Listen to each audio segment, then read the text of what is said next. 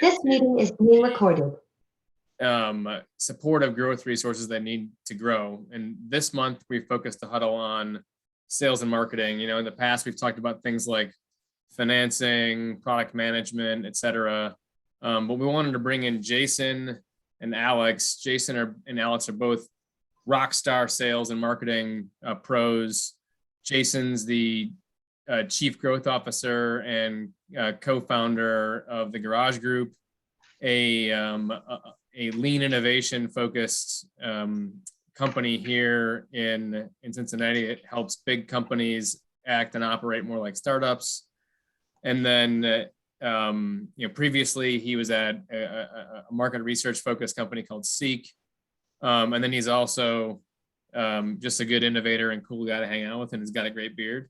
And then Alex is the senior director of digital marketing programs, right? Alex at Paycor.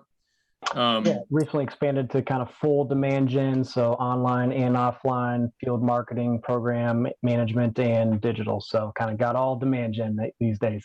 Yep.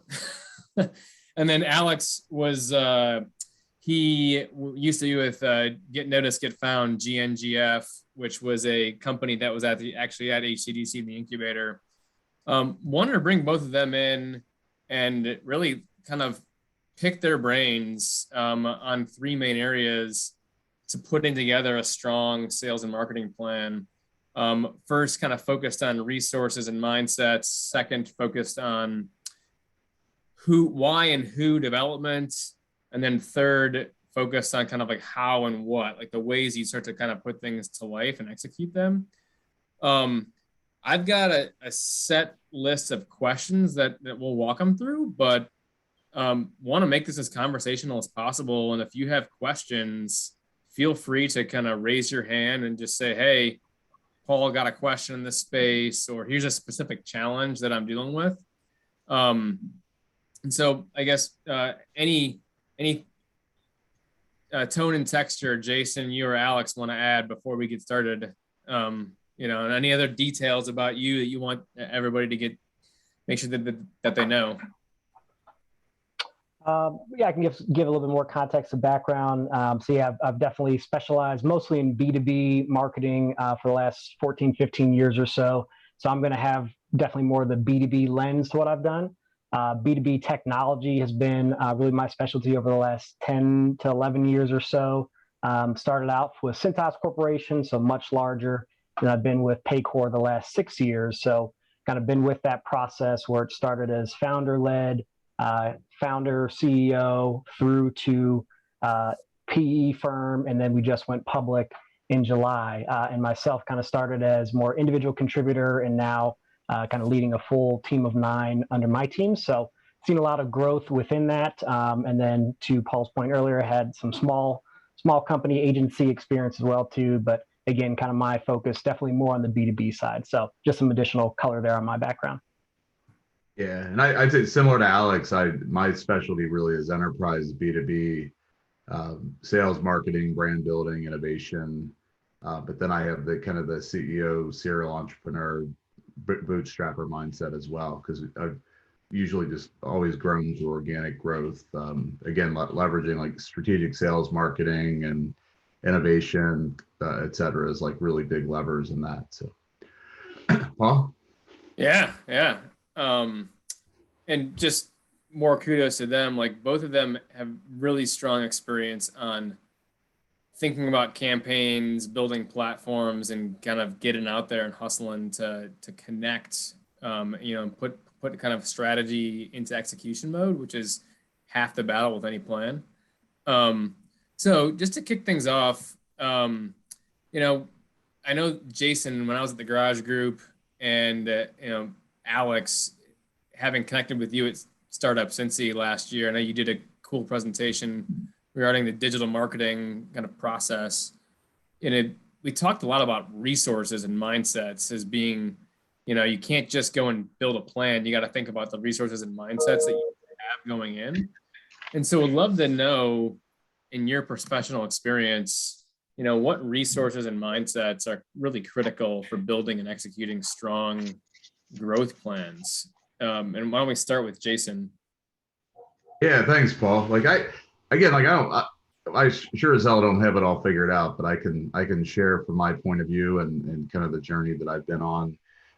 I think it's easy to think about sales and marketing just from a tactical point of view, or it's the things you actually execute versus I think about first for myself, both from a leadership perspective, but also from the sales and marketing and putting myself and my company on the map is like, do I really give a shit about what I'm doing and the value that I want to provide for customers is to me like just point one. And is how I'm projecting that out, like going to have an impact. Because I think you can do a lot of like tactical marketing stuff, sales stuff in general, but if you truly aren't passionate about what you do and it's not showing through, it's a challenge, right?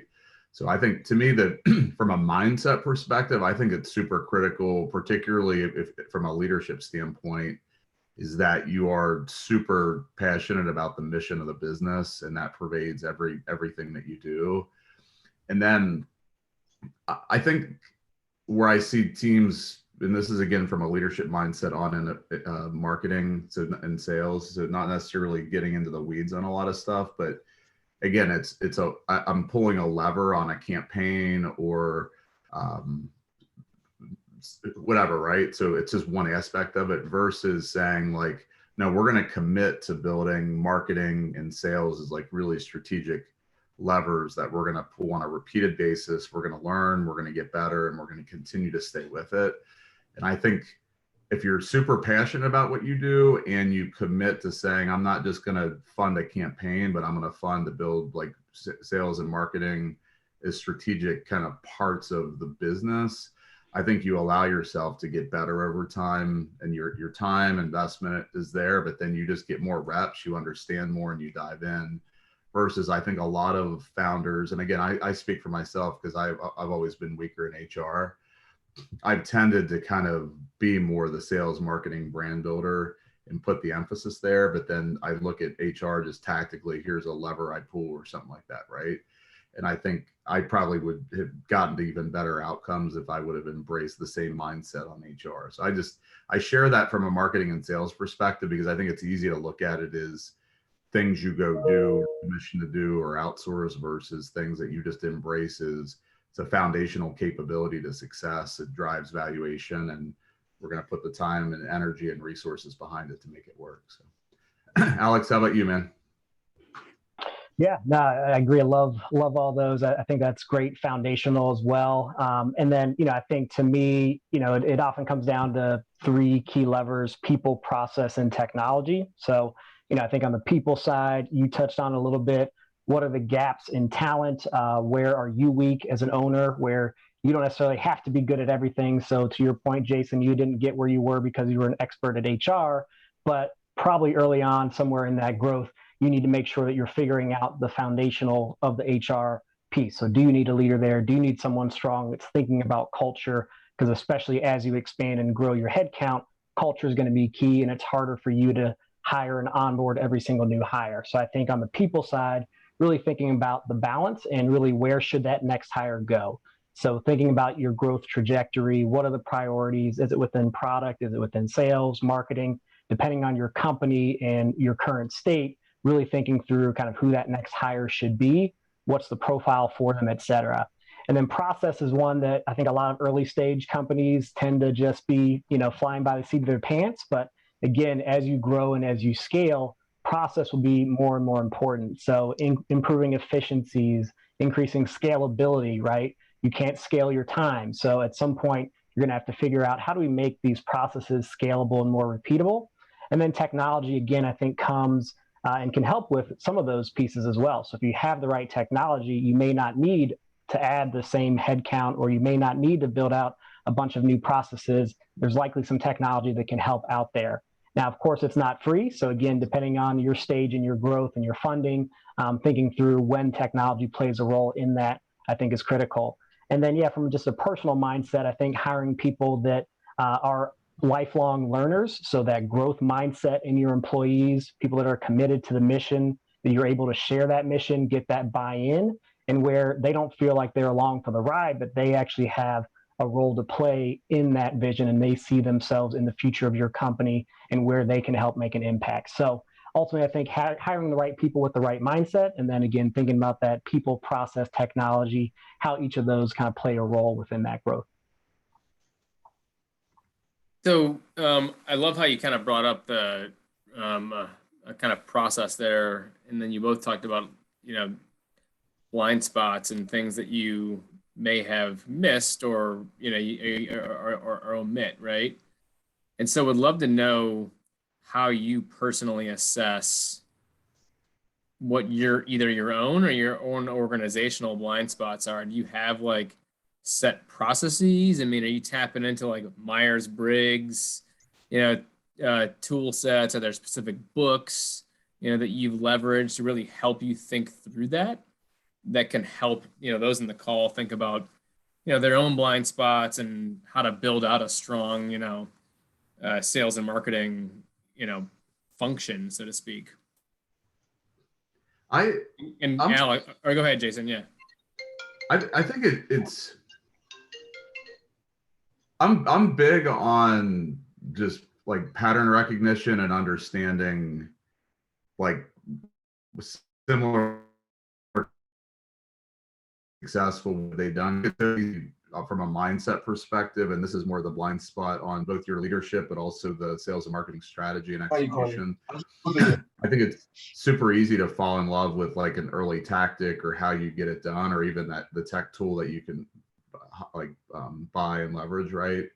Versus are you curious and are you really trying to understand like what has to be true from a sales and marketing perspective to enable your organization, and then studying what has to be true at different growth trajectories, right? Because if you're raising money versus if you're bootstrapping, I think it's what has to be true to be successful to me are different there. And I think leaders struggle sometimes too when they try to do everything at once versus recognizing like you're founding a capability that's part of the business, and maybe your first 1 or 2 customers is what you're actually going to go fundraise off of. And to me, the process and what has to be true there is different than as you're growing, right? So I think the more that you can seek understanding, whether it's hiring somebody to run marketing and or like talking to even being a part of like a forum like this, talking to people like Alex, like you understand, okay, what has to be true at different growth levels to be able to then say, okay, is our lead gen off, or maybe now we're at a point where we need to grow account size, so we need to think about more features and products we're bringing in, et cetera, right? So it just, to me, it's kind of back to the business. And then I think I'm big on like Gino Wickham and the like entrepreneur operating system and the visionary and integrator. And I think both from a running a company, you can have that, but I think also from a capability perspective, you can have those. So I tend to be more visionary. I'm trailblazing and figuring out new things, but I'm not necessarily the best, like scale it, operationalize it, make it go, right? So I think tools like that are helpful to understand even like your leadership style as it relates specifically to the functional topic today too. So, but Alex? Yeah, I agree. To your question, Jason, about or I guess Paul asked the question, some of the tools that we use to evaluate, we do have some of those. I've taken, all the assessments, I feel like. So we do try to give some of our teams those different personality assessments to understand, okay, are you more type A? Are you more people oriented? Are you kind of analytic driven? And then we do say, hey, with this is the communication style that's kind of going to work best with that particular personality style. So we've done some of that. Again, we're a bigger company, more resources, but I think you can get to some of those insights with 360 surveys, with asking some of the right questions, with having a transparent culture where you seek feedback, people are able to give it and receive it in a constructive way and don't feel like you're taking it personal or really saying, hey, you're not good at what you do. So I think there is some foundational understanding of how do you evaluate the strengths, weaknesses, opportunities, and build that diverse team that's going to have complementary skill sets together. So I think that is key. And then also to your point around, what worked yesterday won't necessarily work tomorrow. What got you here won't get you there. So I think having an open mind of, okay, yep, maybe we can double down on that strategy, but what else is there? If something changes, if that's no longer scalable, or if that growth rate is going to cap out, what is that next thing? So I think having a deep understanding around someone that is looking at data from both what's working today, what isn't working, having the culture where you're not afraid to fail, that you can test new things. How can you keep pushing to see what is that next thing that may work? And are you able to devote a percentage of time or percent of budget to doing some exploratory research there?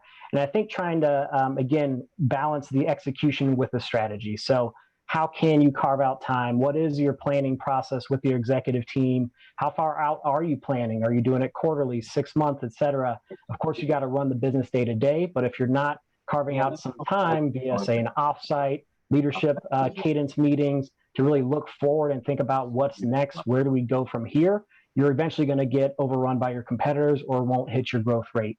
From a book perspective, definitely 5 Dysfunctions of a Team. I've gone through that with different leadership teams.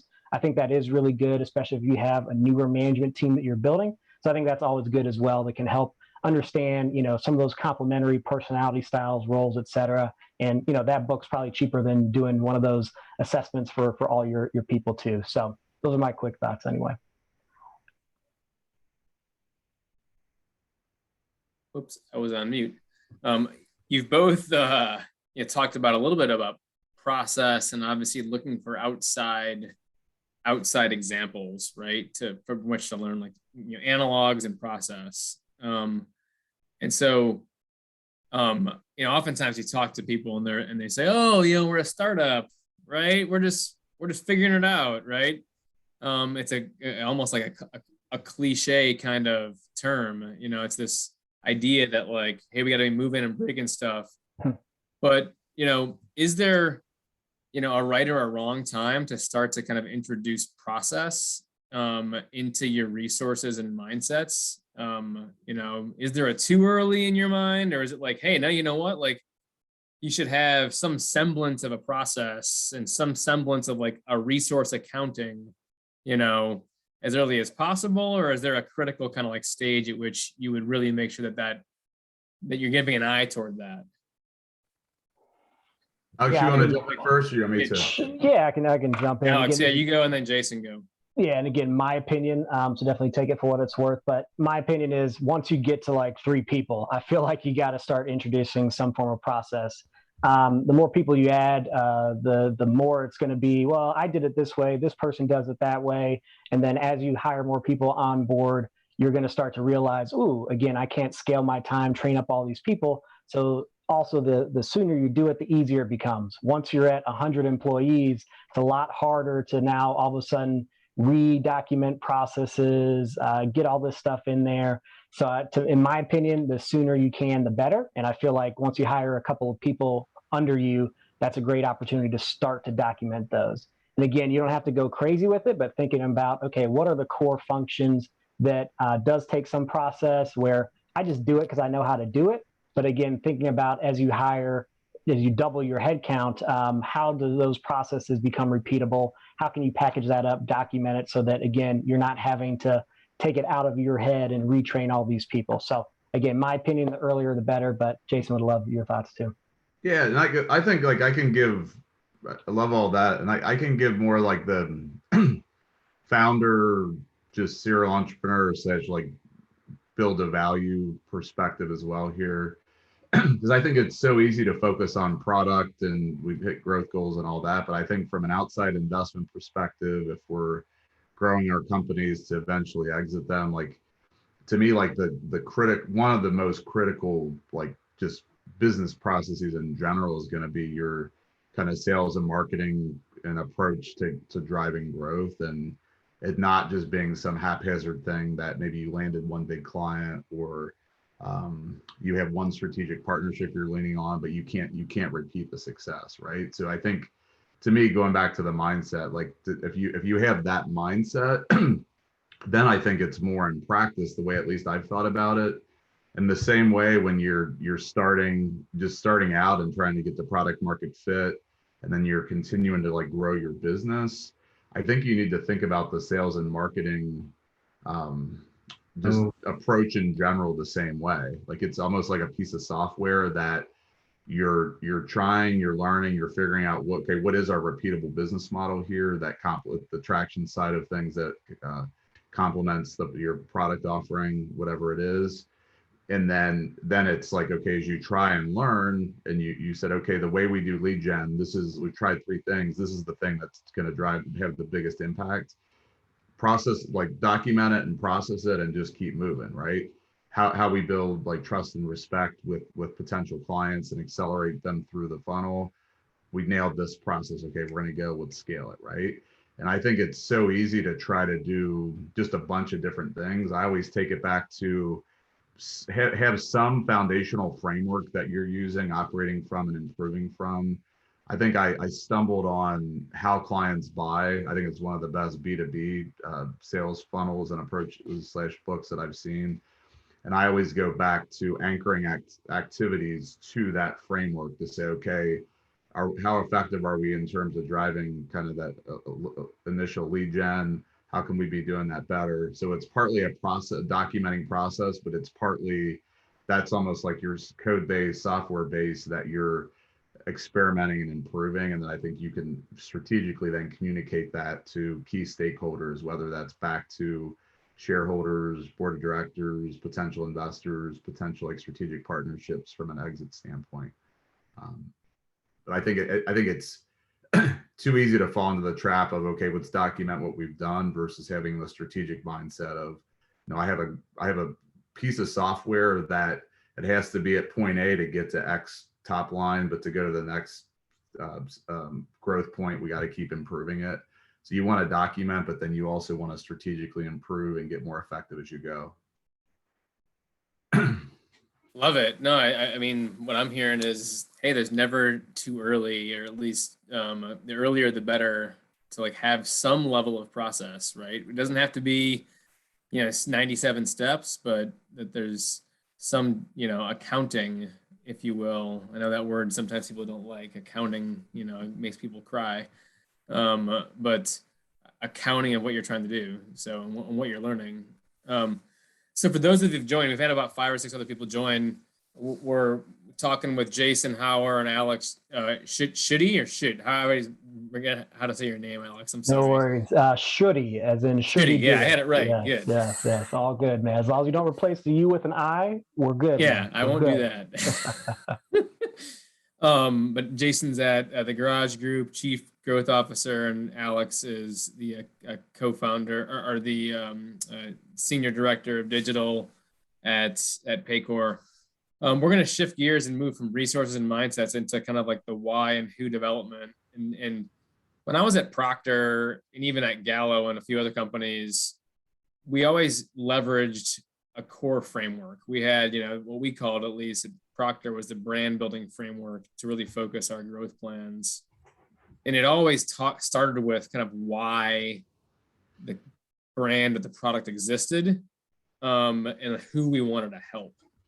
And so kind of starting with that, like, are there specific, and there's different frameworks, right? Depending on what book you look at, and even depending on what company that you work at. So I guess in your mind, how critical is kind of starting with why, or starting with why/who, and what types of strategic frameworks do you leverage? And let's start with Alex, and then Jason, will close with you. Yeah, I mean, I absolutely agree with all those things. For us, we kind of take strategic planning as like a 3-stage approach. So we start with defining the problem. So for us, don't jump straight to solutioning, right? So for us, it's thinking about, okay, what are the top strategic problems within within the marketplace, thinking about what's in scope, what's out of scope, what are the constraints for potential solutions. And so there's a lot of research that first goes into that. So what are the market and competitive dynamics? What are the future customer trends? Where is the industry going? What are the disruptors? Maybe you are a disruptor, but what are the potential disruptive trends in the marketplace? We've obviously all experienced COVID this last 2 going on 20 years, been a huge disruptor. Maybe some of your companies came out of COVID, right? thinking through what are those opportunities and adjacencies, and really starting with the problem definition. And then from there, we talk through solutioning. So we could have, say, 5 different problems that we're outlining. I'll kind of take that first and then go through each of those to then outline what are the strategic outcomes. So that's where we do pull in what we use as like the RICE method. So if you've heard of that, so thinking about reach, impact, competence, and effort. So we have, over 2,000 employees now, so definitely have scaled pretty big, but we still can't necessarily do everything. So I think focus is a key thing. And if you struggle with prioritization, if you want to Google the RICE framework, that's something that we use to really help understand, okay, again, what is the reach? What's the impact? What is that confidence in our ability to actually do that solution? And then how much effort is that? And then that can go into short-term versus long-term planning and really help us prioritize on that. And again, the goal is to think through, okay, 6 months out, but then also that 3 to 5 year vision. And again, we know that's going to change, especially if you're early stage, but really making sure you're not sacrificing short-term for the long-term. And so from there, that's when we prioritize. So it could be business cases where we try to say, what is the ROI? How do we stack rank these? And really it's all about executive alignment to ultimately say, hey, this is where we want to go. How do we communicate this down to our employees so that they understand the priorities and so that they can say no, right? So in my opinion, you don't have a strategy until you can say no.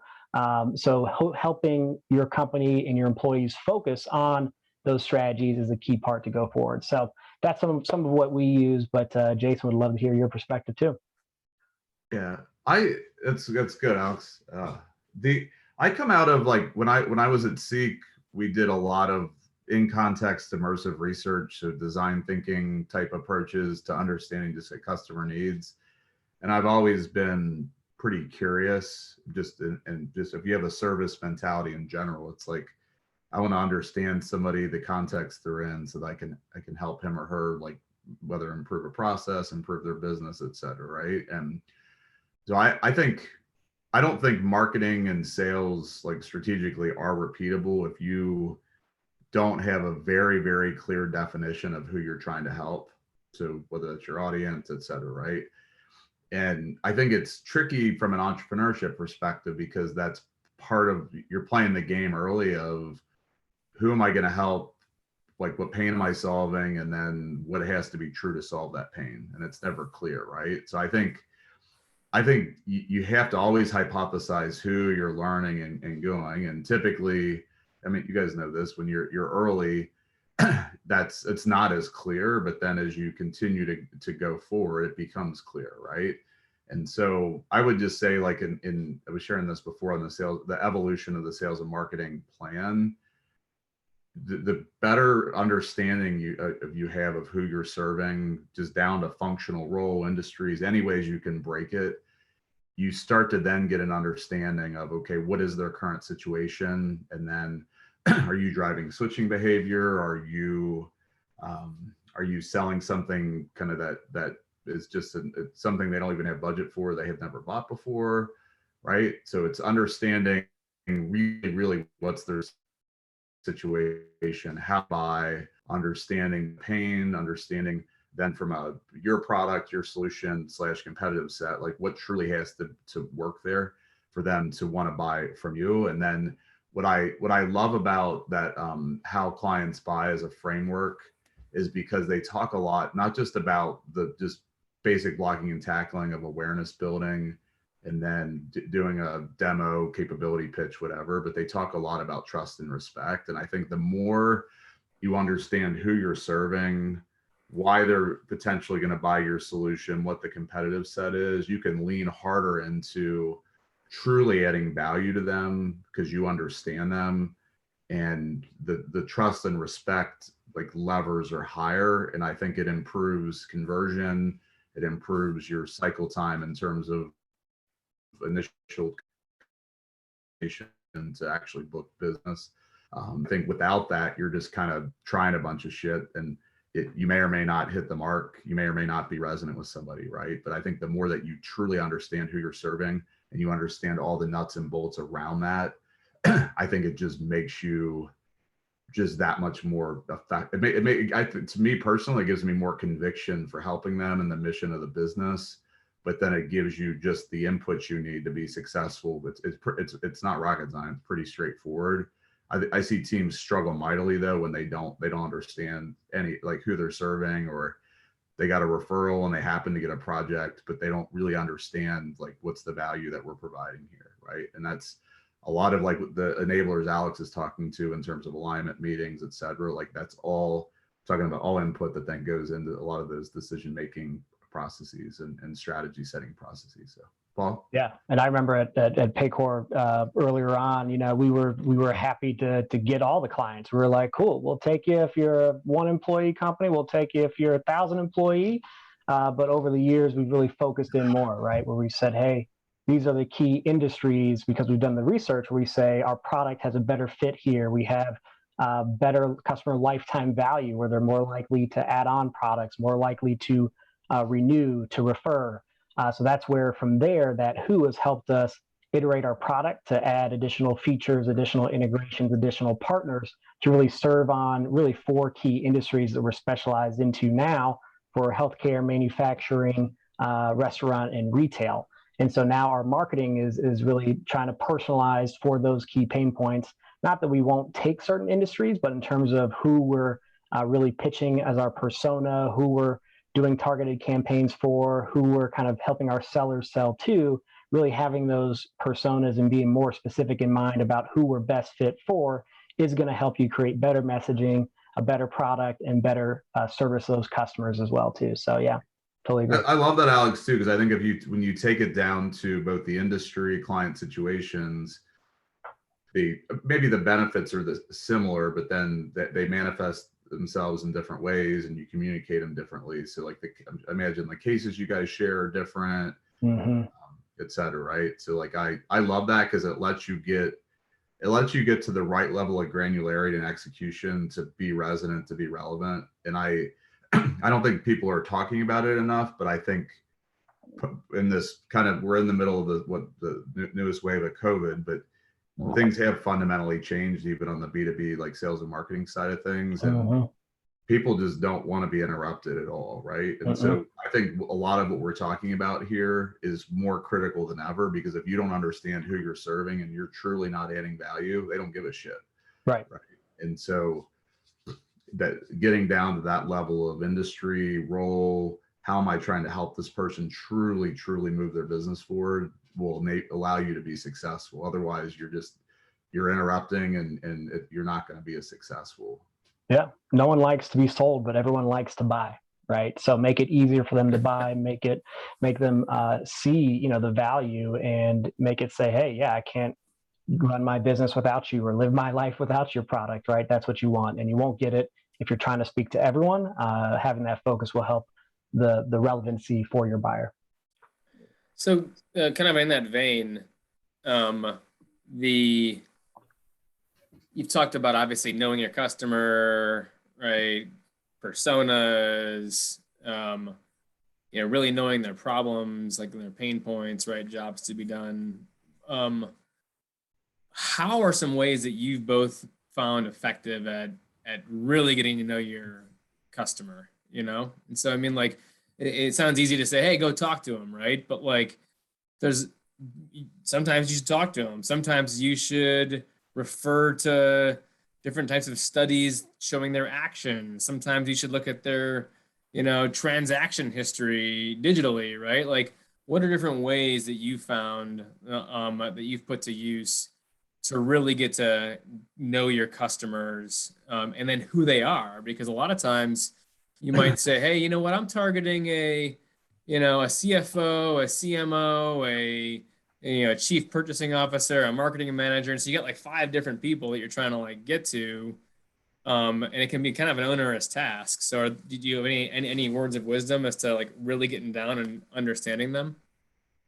I mean, the way I'm wired, so I think I would take this back to how you're wired, but I do stations and being in context. So like over a decade with the Grudge Group, I think it's just been literally thousands of conversations with end clients. And then when you get to the point where you start like having pattern recognition of being able to Alex's point in terms of segmenting and understanding size of company and situation, that's then you truly understand it. Otherwise, I think you're just kind of hypothesizing and trying. But for me, I'm big on thousands of conversations, or how many of it is for you to get to pattern recognition, and then having very, very similar conversations. So I'm going to reach out to company revenue band X in this industry, this role, and just go deep and just concentrate, because that's really where you start to get the understanding, but also the pattern recognition, and then it gives you the more confidently scale. And then I think you can start to hypothesize that across industries and replicate it. I think Ash Myra and Running Lean does a good job in terms of like discussion guides and early conversations. And I even recommend people that go back and do that if they already are having some success, but they don't know why, because that it just gives you depth and understanding of truly the pain you're solving, how, and the context. But I'm big on, you can do a lot of research and everything, but if you don't actually get face to face with customers, you're not really gonna have the understanding conviction to help them. Yeah, I agree with that. I think for sure do some of the external research. So, for us, HR is a key persona. So there's a lot of stuff out there, a lot of research being done about HR, a lot of websites that focus on HR, industry publications, Society of Human Resources, for example. So there are some things externally, but I do think, your own sort of first party data, qualitative and quantitative, is going to be most critical. So the customer conversations, how do you deploy surveys? So are there certain key points within the customer life cycle where you could just easily trigger an email survey that asks for feedback? Having those conversations one-to-one is definitely important, but I think how do you facilitate those as well? So are there certain industry events where you could organize more of a client meetup or a user group, as an example, and kind of give them some small group FaceTime, you pay for their dinner, give them some drinks or whatever, and it's kind of a networking for them, but then you also get the benefit of having those conversations in a little bit less formal setting too. So I think combing your website analytics, your CRM, you can do different tests, A/B tests online, Google Optimize, eye tracking, video survey results, things like that you can definitely do. But to Jason's point, having the actual conversation, being able to ask the questions and be able to do that multiple times over is ultimately going to be what's going to be most impactful. So I want to ask one more question on this section, but before I do, I just want to throw it out there and see if anybody on the line has any specific questions that they'd like to ask Jason or Alex. And if not, no pressure, right? I've got plenty of questions here to serve up to them. I guess one quick follow-up. Sorry, I heard there's a question. But one Sounded quick like, follow-up. yeah, Apps, is that you? Yeah, go ahead, Apps. Negative. I think that was maybe Chris. Looks like he came. Sorry. That's all right. Alex, do you want to go ahead? Oh, I was just going to do one final just quick thing for in terms of the customers. I think also sort of a pitfall is interviewing your customer today versus your customer that you want tomorrow, right? So I think you can kind of get twofold, where the customer conversation of who's using your product is key, but I think also getting that ideal customer profile of the prospect that you want for tomorrow is another key factor. So again, don't focus on just who you have right now that's just easy, easy to pull. Hey, this guy loves us, we'll use him, but is he really your ideal customer? So just that one watch out as you're doing some of the interviews.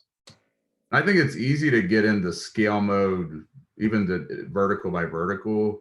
And I think it goes back to the mindset conversation we're having, because just because you figured out one vertical doesn't necessarily mean it completely scales over. But then I think in a weird way, I think when you start to scale your team, you have more folks that are better at execution versus search.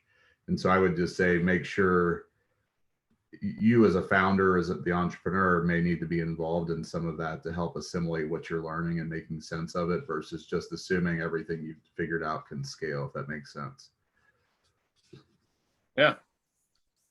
Chris, did you have a question? Yeah, it's really along those same lines. And you guys are awesome, by the way. I really appreciate it. And you just talked about verticals, and you talked about like strategic plans and personas. And is there really any advice you would say in the fact that, being more strategic versus opportunistic, meaning that, in a product and IT technology, you're saying, okay, we're going to build this solution. It's going to really be targeted for, a particular industry that we're familiar with, but it could really go in a lot of different areas. And so, you strategize around, targeting a certain vertical, but then there's also these opportunities that come up as like, hey, can you do this? Can you do that? And, from a group standpoint, communication, everything like that. I mean, is there any kind of advice you would give on if you kind of switch gears a little bit too much in regards to, kind of taking the whole team, saying, okay, we're going to switch things up. We're going to kind of go into a different market now. I mean, I'm just curious to know what your thoughts would be on that. I mean, I can start here more from a CEO perspective than sales and marketing.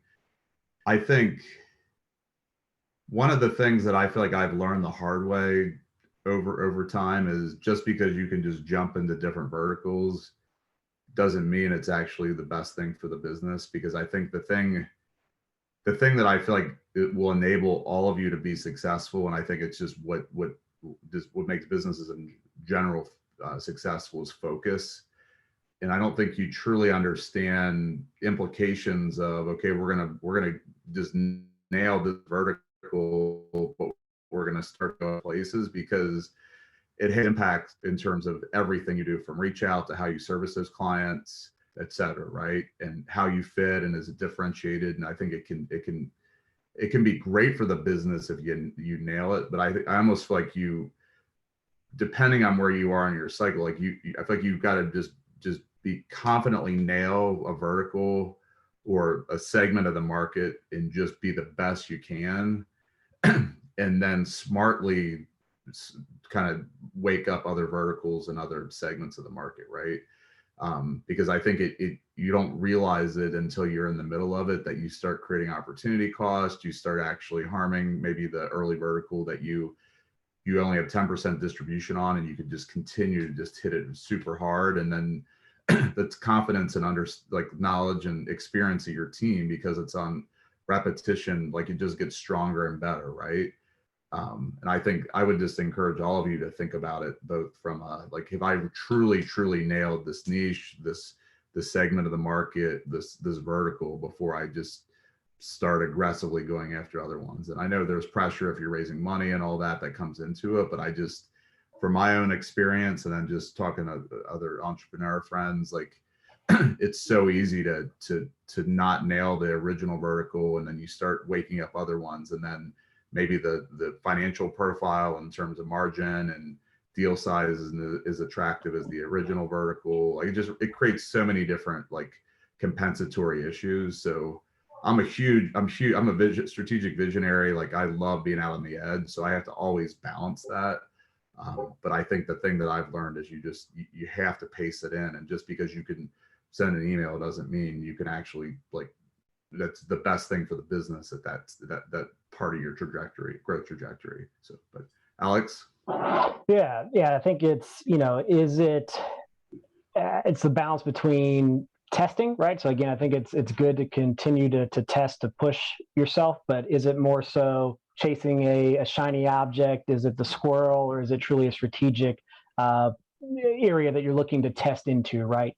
So I think is it a stretch or is it a break, right? So how much are you going to have to change your other business processes? Or it could be, hey, we get that revenue right now, but it's going to cost us way more to support them. Or it turns out our product actually doesn't quite work that way, so now we have to do some new sprints to try to meet their needs. Or they're going to be super hands-on and again ask for a lot more service, and now all of a sudden the cost to service them is much more expensive than that initial cost of sale and revenue. So I think it's, again, you'll have to figure that out for yourself. So I think it's, that initial revenue and cash flow, I'm sure, is nice, but trying to understand, okay, what does this mean strategically?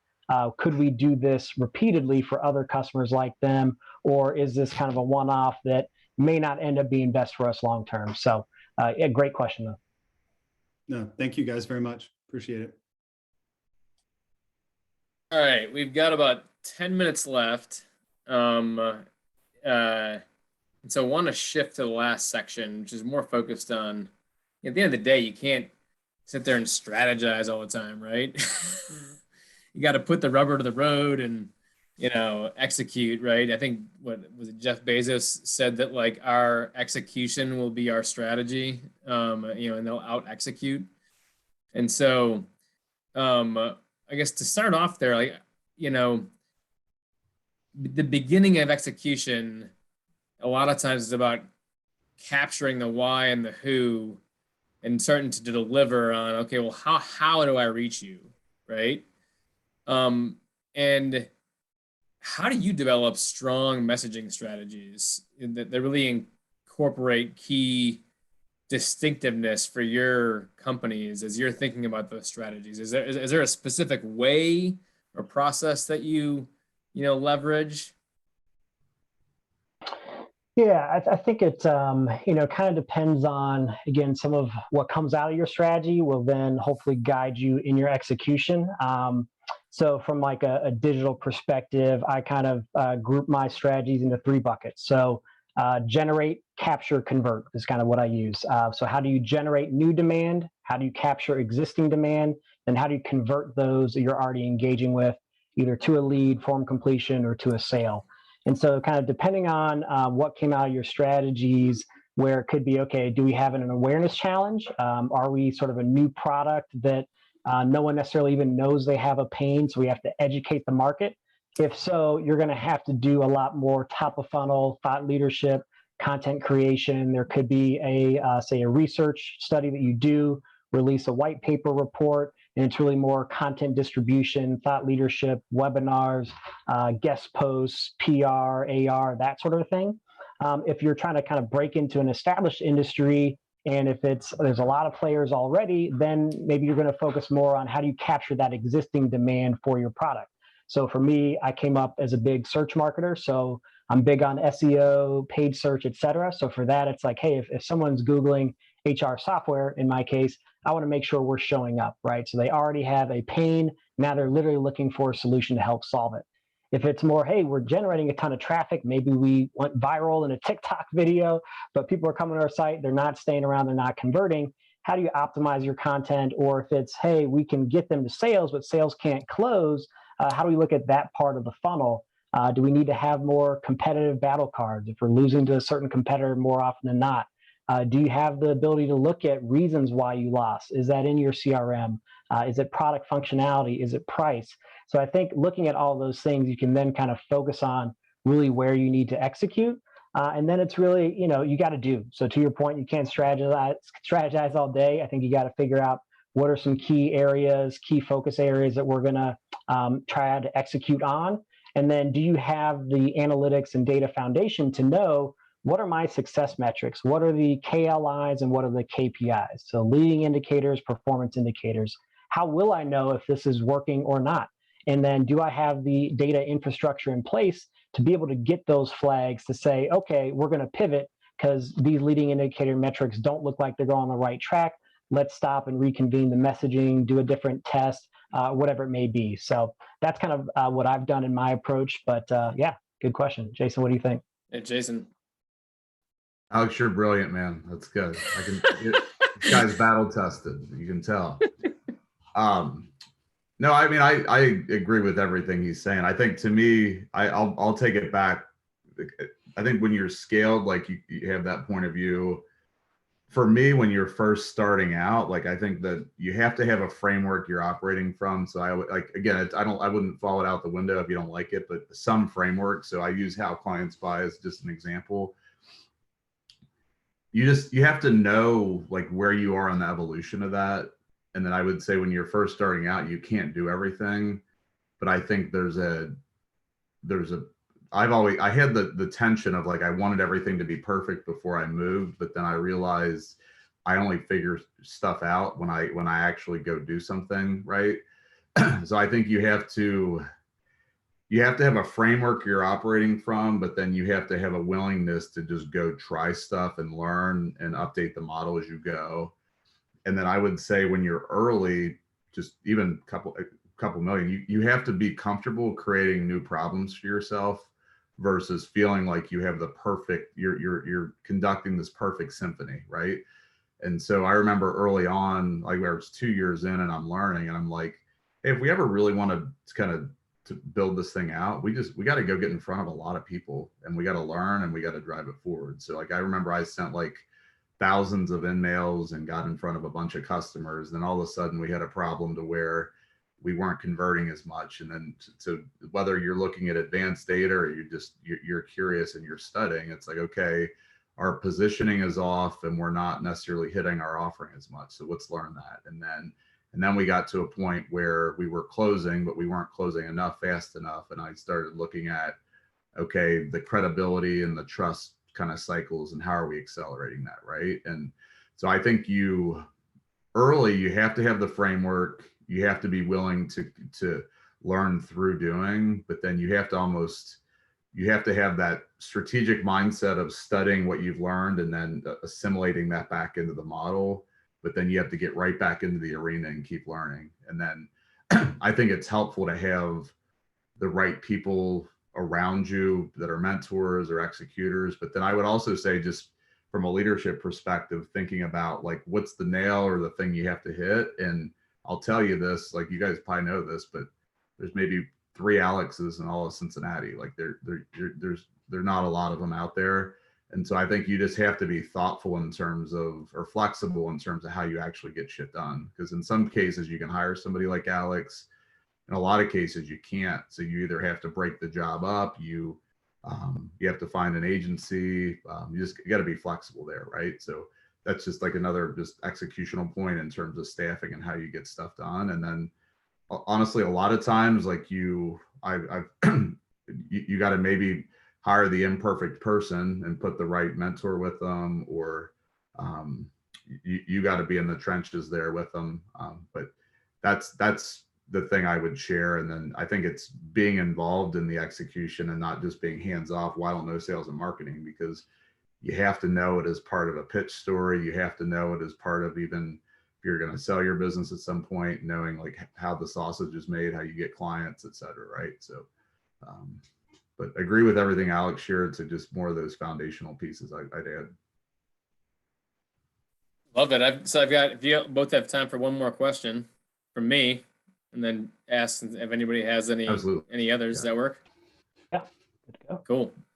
So, I mean, you've talked a bit about, obviously we started off with the resources and why, who, and moved into, tactics, and, at each stage we even talked a little bit about like how they overlap, right? Because it's kind of a continuous process that's iterative. And, earlier on, I can't remember which one of you said this, but like, I think you both said it, is getting through to people is pretty challenging right now. And so I had a conversation with somebody the other day. It said like that they used to have really strong ebooks with strong click-through rates, on some of their campaigns for a marketing SaaS company. And now they're not getting nearly as much,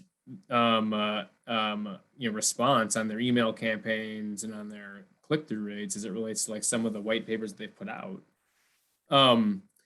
And so I want to use it as a lead in to say, hey, what are some of the things that you've seen evolve and change in terms of tactics that you've leveraged? What are ones that you've kind of seen go by the wayside, or ones that you're really leaning into a lot more heavily now, that you think are just some that people really should be thinking about?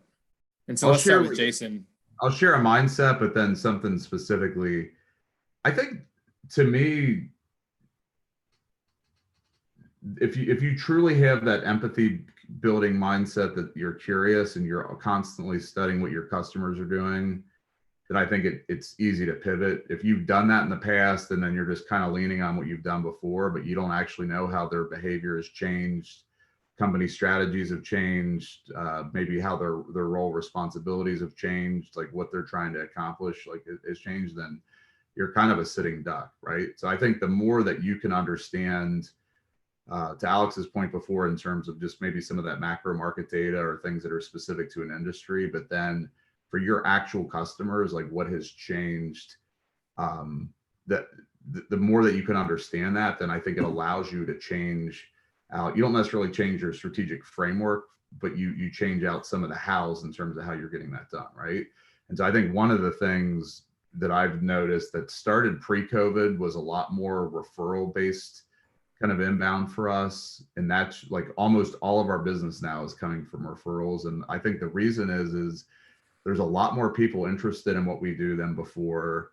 You have to be a highly experienced, highly educated person to actually buy it and or even know who to talk to. And then it's a complicated sale, right? And so I think people are being put into new roles. They're being asked to drive innovation faster. They're not completely up to speed, so that there's just more referral activity happening. And then the thing for me that I've started to look at is, instead of just having quick catch-up conversations with past clients, the big question, like I'm challenging the team with, is like, how do we continue to add downstream value even after sale and after a project, so that we're helping them be successful in their role, but then we're staying top of mind in relevant ways. And if really a lot of our business is coming from referrals, like to me, that's a smart way to do it, versus just asking people to pass us on to other clients, and or just when they don't have enough time to even catch up for coffee or something, just how do we add value? How do we stay in front of them, and how do we help them be successful? And then we get the benefit of the earned referral from doing a good job on a project or an engagement. And then they think about us like for that next project and to refer us on. So that's something I've been thinking about. Before, we would have put so much time and energy in trade shows in the top of the funnel. And that's just, people aren't going to them anymore. Like the investment kind of ROI profile just isn't there for us right now. So it's just thinking about, how is the customer behavior changed, and then how am I gonna shift my model to kind of meet the needs of reality right now? So Alex. Yeah, absolutely agree.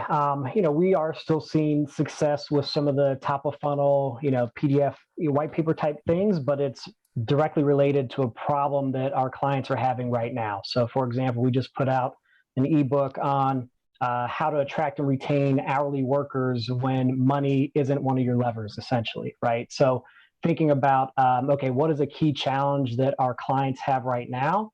And where, yeah, we talk about product within that, but it's really more about best practices, tips, where we're focused on, say, 100 to 500 employee company, where they may not have a chief HR officer, or even smaller companies than that may have someone wearing the HR hat. So for us, we can work with that content, but it's got to be relevant to a pain point our customers have now, where you start to say, I understand you, and then it layers down to, oh yeah, we have a solution that can help you with this problem. But having that thought leadership of that understanding of your customer and what their top pain points are is critical. So that's what we're seeing. We definitely see success still with SEO, but we see kind of the perfect marriage of SEO content that has more of an actionable, downloadable item, where, say, we had before, at the height of COVID, we had, say, a resource for a mask policy template, for example, where we saw a ton of search volume in it, and we created just a simple 3-page PDF, and we got thousands of leads from it because we were able to rank well for that term, and it had a direct kind of lead gen action for it. So again, I think you can do some of these inbound tactics still, but it's figuring out what is that pain point that's key for your customers and prospects right now, and how do you make sure that you can show up addressing that pain point, and then make sure your sellers or product can really tie it into the solution that you offer. So yeah, agree with that. I do think on the sales side, we found that the generic tactics of cold calls, general emails, they're not getting responses anymore. People don't pick up cold calls. People don't reply to emails. You've got to be relevant. So we do find that the more ability you can personalize that outreach, either based on their behavior, based on the pain points of that persona, the more relevant it's going to be, the more likely you're going to be able to get a reply. Additionally, we found offline and kind of in-person, if comfortable. We know, of course, things are a little crazy right now, but even things like direct mail. So postcards, physical mailers, those are coming back. Even though I'm a digital guy, those things are having a breakthrough now, where, again, people are just not replying to emails, not answering calls. So getting creative and finding other ways to break through the noise and thinking about a multi-channel approach is key. Awesome. Thanks to you both. Are there any questions from anybody out there before we close things up? Yeah, thanks, guys. This is apps. So I think, Alex, you just countered what my intuition was, which is a little bit of what Jason had said. It's, or at least how I interpreted what he had said, which is it's not so much the channel as is the message. And if your message is relevant and specific to a customer pain point or need, then whether it's an email or whether it's a postcard or a freaking smoke signal, it almost doesn't matter. I mean, am I off there? I would say the channel matters based on the person and the segment, right? Like for us, direct mail, it's a challenge in general. So I think like the referral channel is working. So to me, I think it's really understanding what is the channel and or being willing to experiment with channels around your target segment. The message is critical, but I think the channel is changing is what I would say. But Alex? Yeah, I agree with that. So, restaurant is one of our target industries. They're not at a computer responding to email. So we find email open rates for restaurant versus healthcare very, very different. So I do think your channel kind of mix changes a bit depending on your target prospect. But again, the messaging is more the foundational piece. And then to Jason's point, being able to experiment, being able to layer on different channels, you can kind of test and see what works or what doesn't. I would say a multiple touches is needed now more than ever. So depending on what that channel mix is could vary, but I think it is fact that you're going to probably need multiple channels, multiple touches in order to reach your buyer today. Yeah, I mean, it totally makes sense. I love that RICE acronym that you shared, Alex, and that at the end of the day, right, like the message matters, but it needs to reach the right place, and so if there's nobody looking up, then the smoke signal won't work. But if everybody's looking up, then the smoke signal will work. Mm-hmm. So yeah, cool. Any other questions for him? All right. So hey, this was great. Loved having both of your expertise with everybody here. I love the acronyms that you shared, right? Those are great. I love the insights as it relates to like resources and the need to understand where your own gaps are. And then loved how you talked about this is all kind of continuous and that it really relies on your ability to get out there and learn and continue to connect. And because that's half the battle is getting out there. And, Jason, you and I have worked together, and obviously like, I saw it firsthand, you getting out and talking to people, and it almost becomes, it's a skill in and of itself because it helps you develop pattern recognition that can be as good as a computer, frankly. So thank you both for being on. We really appreciate it. Next month on the Huddle, it'll be focused on product development. And so, join us, for those of you that are remaining, we're going to talk about what are different strategies that you should leverage in developing new and innovative products. All right. Paul, thanks for facilitating a great combo and just all the prep work and all that. So it means a lot that you invited me. I'm sure Alex the same. And yeah, nice leadership, man. Good job. Think the world of both of you. So that was why we wanted to bring you in. Appreciate it. Yeah. And again, definitely don't have all the answers, but hopefully, you guys were able to get some helpful nuggets and perspective. And yeah, you got to see some very different hairstyles here presented to you today. So yeah, or none. Like I'm losing it. So exactly. I got the top, Jason's got the beard, and Paul's got got less. Doesn't have the reach it once did. There you go. Right. Hey. Awesome. Thanks, Paul. Thanks, Alex. See you guys. Take care. Enjoyed it. Very good.